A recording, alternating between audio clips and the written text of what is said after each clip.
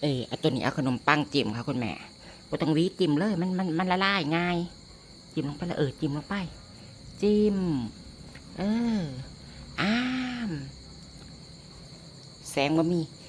แสบปะแก่ขึ้นกินหลายๆกินเหมือมันนหวาน หวานของหวานเนาะกินข้าวแล้วก็กินตัวนี้ต่อเห็นปะแนวจิ้มคุณยายค่ะเขาเรียกว่าขนมปังใบเตย กินเนี่ยมันแซ่บแม่แอบมังคับมันกินบ่มีหยังแอบทายว่าคุณยายเห็นหยังป้าจะโทรก็จะแสบคักมึงหยวบหยาบไปเลยจ้ามากหลายขนมปังใบเตยนะคะซื้อมาจากร้านดานนาหมอปิตินะคะไปหาหมอแล้วก็ซื้อขนมปังให้คุณแม่